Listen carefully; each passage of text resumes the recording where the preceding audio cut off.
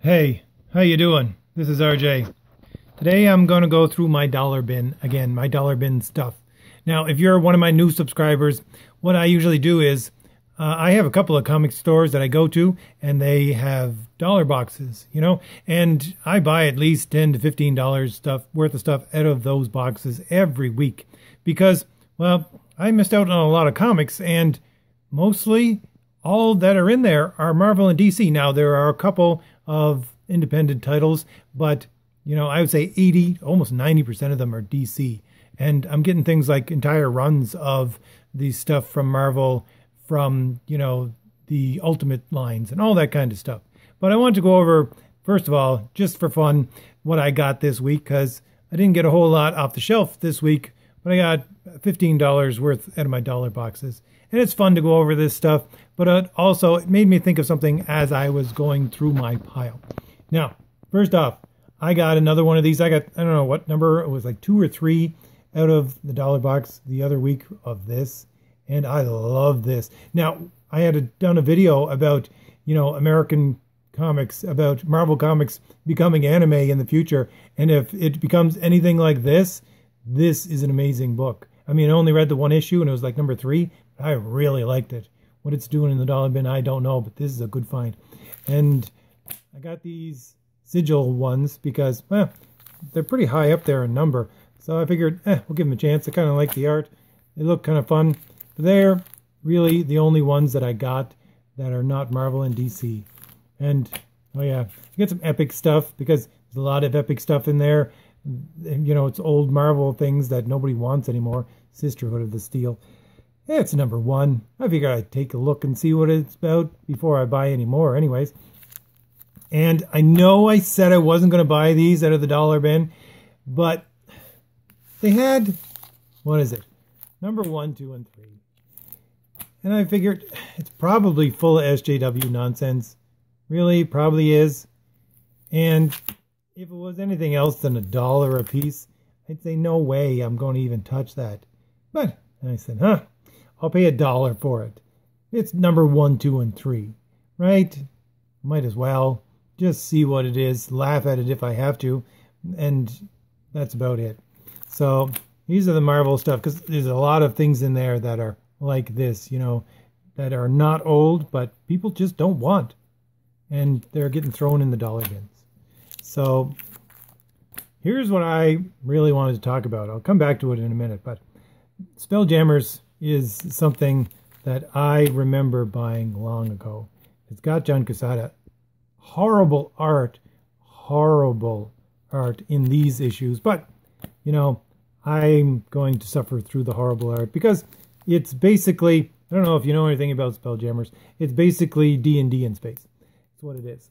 So, and then we have some of the Ultimates, Fantastic Four, and at the very least, hearing everything about the new Fantastic Four coming out and how horrible it is, I thought, hey, I'll go back to these Ultimate lines and see what their Fantastic Four was like. Give it a shot. But what I really wanted to talk about was these Spelljammer books. I actually think I have this one already, but I said $1. I'll buy the whole line of what they had there.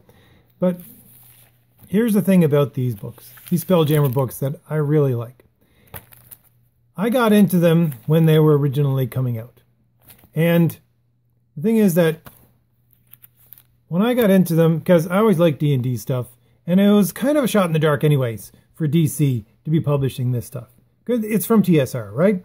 And, it was a gamble for them to be publishing stuff from D&D. Anyways, it was a small market back then. They weren't going to draw in a whole lot of people. But I didn't buy it for a while. And then something caught my eye way back when it started to come out. And I started to buy it. And I really, really liked it. And the thing was that I really, really liked it. So I put it on my pull list and I bought it for the next 3 months because after that, it was canceled. And that's the thing. That's what makes me think about the old Marvel and the new Marvel. One of the things that people don't really realize, it's one of the things about a merit-based system. It's the fact that those comics were really, really good. I liked them. I don't know if they stood up to the test of time. I really don't. But it doesn't matter if it's these ones in particular or any comic like that at that time, because there was a reason why I didn't buy these ones. These ones weren't very good. But when it came to close to the end, when they knew they were going to get canceled, everybody just poured everything they could into the book. And that's the way it went with books back then. That's the way it went with a merit-based system. If you knew you were going to be canceled, you didn't give up. You made sure that everybody poured every last little bit of energy they could into these last books, because you didn't know whether or not you're going to be hired back. You didn't know whether or not you're going to get another chance. This was your chance. Therefore, you had to make sure that you had something to point to at the very least to say, look, we had an uptick in sales of these last books. People really like them. People are still talking about them. Just give us another chance. And that whole give us another chance, you keep them hungry. They were kept hungry, these creators. But now, today, you have these books where you can just tell. I mean, I did videos about this, entire videos, where it's really just plainly evident in some of these interviews that these people that work at Marvel have given, when they say that they knew they were going to be hired back, right? They had no problem with sticking whatever garbage into their last couple of books, which they knew were going to be canceled. Not working on it, not giving it any effort, or just sticking in something ridiculous, or some kind of propaganda that they thought everybody should actually know about, like, ask people about my feminist agenda, right? That's the reason why she put that on there. That's the specific reason that she gave herself to put that on Mockingbird on the last issue, was to troll people, was to troll her audience, was to troll Marvel readers. That's what she specifically put it there for. I mean, what kind of idiot would do that? What kind of idiot would do that? An idiot that knows that they're going to be hired back and given more work. That's the kind of idiot that would do that. An idiot that knows that no matter what they do, or almost anything that they could do, wasn't going to be enough to get them kicked off of writing or drawing or doing more stuff for Marvel. But with these kinds of books, back then, with the merit-based system, you made sure that if you knew you were going to be canceled, you poured every last ounce of your energy into those last books, and they took chances. They didn't put ridiculous nonsense in to troll people. They took chances, and they made sure that they said to themselves, okay, this is my only shot. This might be my only shot. I got to put everything I can into these last couple of issues. That's the difference between Marvel then and Marvel now. That's the difference between a merit-based industry and your socialist-minded club, quote-unquote, industry that you have right now. But to end on a little bit of a more, we'll say, light note, take a look at the back sides of these Spelljammers. Where are they from? They're from 1991, right? Look at the back covers. Oh, Steven Seagal. Yes, you got your Steven Seagal. What is it? Out for Justice. Oh, yeah. Okay, Steven Seagal. And I have to say, the way that these are bagged, I can tell when things are newly bagged and things have been bagged a long time ago, because just I've been into comics for so long. But these things have not been touched since the 1990s. I can tell from the bags and from the way that they are taped and the tape that they're using. They haven't been touched. That's why they're in the dollar bin.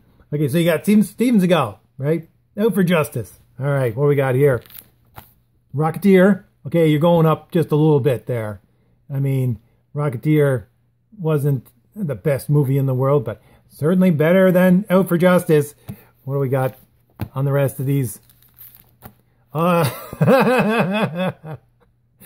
Bill and Ted's Bogus Journey. It's a trip, man. Oh, good heavens. Look, Keanu Reeves. What else we got?